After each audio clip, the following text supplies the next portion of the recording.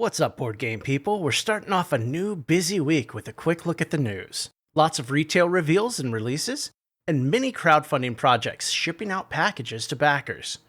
Grab a drink, sit back and relax because here we go. I don't get any money for my videos from game companies. I make them to help us all stay up to date on our weird and wonderful hobby. If I get something wrong or we disagree about something, please let me know in the comments.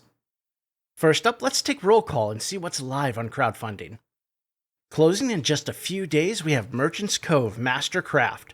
Their stretch goals have added so much to this campaign. Recently, we've had more townfolk, several mini modules, paladin cards, and even some solo scenarios in a campaign. Forsaken is close behind with a very few days left. They've been unlocking new encounters, new personas, new bounties, and much, much more. They're teasing that there's some excited things heading our way in the last few days of the campaign.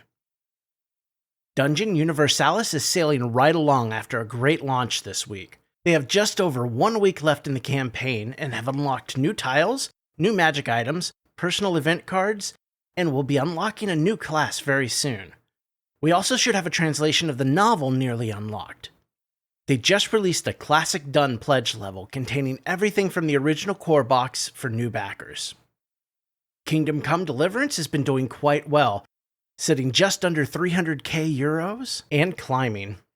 Daily reveals have given us new characters and a new perk pack this week. There are still several daily unlocks to go. Idols of Torment has just a little over 2 weeks left in their campaign. They've been doing quite well and have blown past the 100k mark. This week they made the soundtrack download free for all backers. Go ahead and check them out. Coming out this week, we have several campaigns I'll be keeping an eye on. On Gamefound, Tainted Grail, Kings of Ruin, and Temple of Horrors will be launching this week.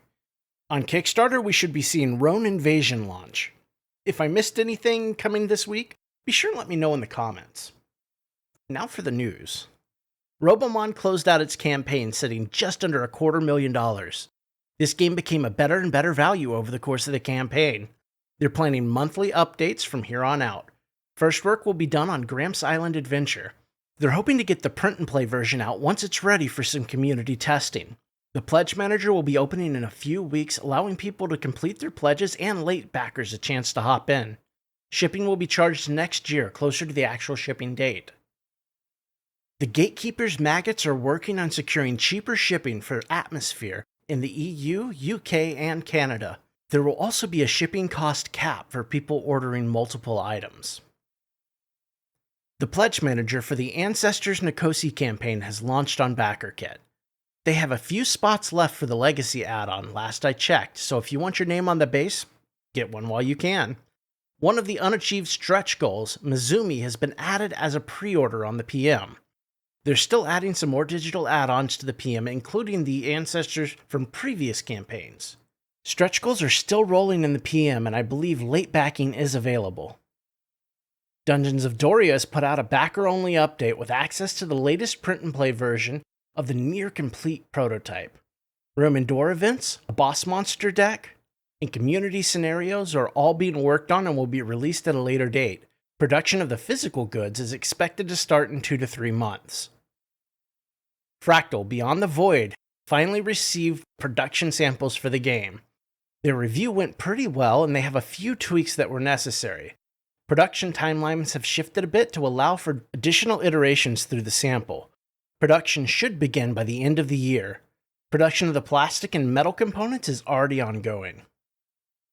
ISS Vanguard has reopened their Pledge Manager with late pledging available. You can add stuff to your existing order, make changes, or late back for the next few months as they get ready for Wave 2 production. They also have some Etherfield content available in the Pledge Manager. Etherfields Wave 2 is delivering now, so those are extras that they produced. Okko Chronicles put out an update showing off 2 more scenarios and mission tokens that are associated with them. Last Confessions contains a jail that's placed on the map to hold a prisoner in. The Battle of the White Thorns also contains a mission token marking a destroyed gate. Check out the full details in the update. We have a quick update from Nemesis Lockdown for language backers deliveries. The EU has sent out over 46% of parcels, and for the Canadian hub, the containers are on a train waiting to be unloaded. Rove is coming. Rove, made by 8X Games, who created the fan-made Gloomhaven Crimson Scales expansion, will be hitting Kickstarter soon. Rove is a totally new cooperative campaign game for 1 to 4 players. The pre-launch page is up now. The Backerkit for the Legendary Kingdoms books will be closing on September 27th. This is your last chance to jump in and grab a copy of the solo RPG in a book if you're interested. The pledge manager for Elder Scrolls Skyrim adventure game is officially closed. The game is on the water and headed to backers. We got a brief monthly update from the Escape from Stalingrad Z team. The scenario book and rules manuals are receiving final edits. Character backgrounds are complete. Punch boards are in final editing. Miniature prototypes are complete and molds are in production. The print play version of the game should be ready and available in October. The pledge manager for Return to Dark Tower is running smoothly. While it's doing its thing, they're putting the finishing touches on the components and getting the final art for some of the cards. They're getting ready for a final editing pass on all the cards, and some modifications are being made to the miniature sculpts. The game will be shipping to 71 countries around the world. Second wave shipping for the English version of Etherfields is underway. The Canadian containers are currently on a train. In the EU, they have 15 parcels left to ship out. For the US, 82% of parcels have shipped, and my streak continues for being one of the last to receive my packages for anything. I have had 0 notification of mine shipping so far, so who knows? For language backers, things are progressing as planned and they're nearing mass production. The proof box for League of Dungeoneers has been sent. The delays have been due to the COVID restrictions and a typhoon hitting the area the factory is in. The game officially weighs more than Dungeon Universalis, and they had to have a tray specifically engineered to support the weight of the components. There are also whispers that Michael of League of Dungeoneers, and Roger of Dungeon Crusade, and Victor of Dungeons of Doria might be cooking up a future project together. I know I'd be in for that. Idols of Torment, whose campaign is currently live on Kickstarter, has made the soundtrack free for all backers to download. They're also offering this soundtrack on vinyl should you be so inclined. If you haven't checked out their awesome horror-themed miniature skirmish game, there's still time to get in on it. The pledge manager for Euthia Resurrected is now open on Gamefound. If you're like me and you have the previous Gamefound campaign in your list, make sure you're choosing the Euthia Resurrected one. SFG has added a limited number of backer bundles to the PM as well. You can get amazing deals on Horizon Zero Dawn, Bardsung, Resident Evil 2, and Dark Souls. The Dark Souls content includes the 2 new core sets that are releasing in November. The Backerkit survey deadline for Dice Throne's Santaverse Krampus is September 30th. If you don't get your survey completed by then, your game will not ship with the initial wave. Manufacturing for the game is already complete. They're still on track to deliver before Christmas. Lazy Squire Games has announced the close date for Wild Assent and Stormsunder Heirs of Ruin pledge managers. Wild Assent will be closing the week of February 27th, 2023, and Stormsunder will close theirs on the week of January 30th, 2023. Kingdoms Forlorn has hit us with another pre-fall update. This time they're mostly teasing a huge fall update here, and there's plenty to be excited about.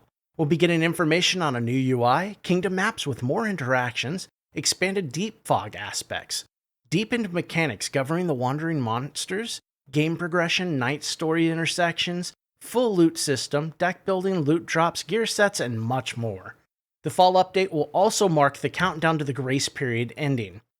This update gives us some details on the Conqueror's Castle, a first peek at some of the Saint miniatures, and the Squire art in progress. The TTS demo is being updated with a new short battle against the Rat Wolves. The Star Wars Legion Blizzard Force has been delayed due to quality assurance issues. They've not announced a new release date yet. Skyrise will lock down Backerkit surveys on November 8th. Insert design is mostly complete, and if they're happy with the prototype, they'll share it with us soon.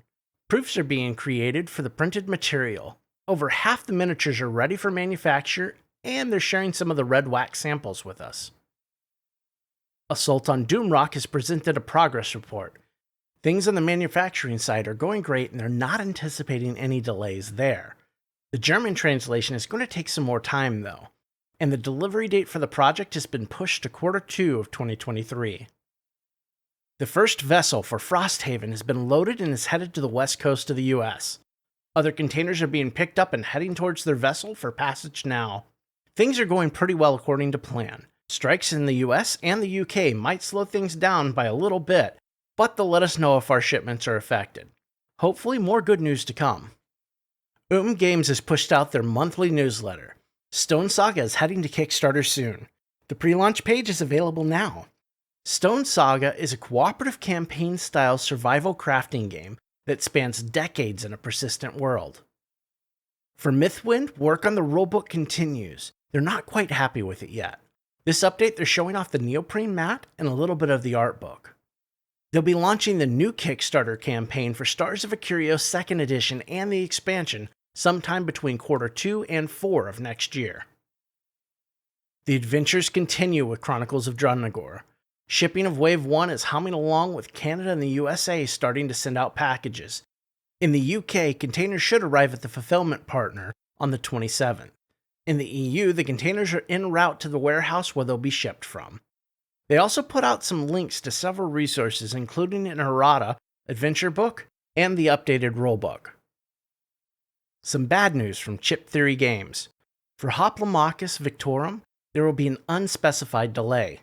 eStar, the factory manufacturing the game, messed up and packed the wrong combination of chips in every copy of the core game. These will have to be opened, broken up, and sorted, then the game sealed and shipped. The factory is taking care of this work, but they also have other customers they must continue to produce for. Sadly for CTG, this will likely prove very costly. Hopefully there's some good news for them soon. BRW Rebirth has released an updated timeline that shows fulfillment in May to July of 2023. The development of the game and its expansions is progressing well. Celebrating Spiel, they've created a new issue of the magazine Ashes, containing a new miniature for the game. If you'd like to add it to your pledge, you can get it with no extra shipping added. This update also contains a spotlight on Irene, who guided backers through the Kickstarter campaign. For Mind MGMT, the games are on the way. Australia is already getting theirs shipped out. Asia should also be going out. For EU and Africa, the boat was delayed by a typhoon. Hopefully they'll have another date soon. In Canada, they're due to land on October 24th and start shipping by the end of October. For the US and South America, the first boat is due in on the 20th, and the second on November 5th. Also, their new game, Harrow County, launches on Kickstarter on October 4th. The pledge managers for Ancient Blood, the Order of Vampire Hunters, is almost ready. There will be a PM for the Gamefound campaign on Gamefound. The Kickstarter campaign will have a PM on Backerkit. Soundtrack development should wrap in October. Miniature sculpts are done. Vampire and Hunter illustrations are almost done. Tokens are done. Boxes are done.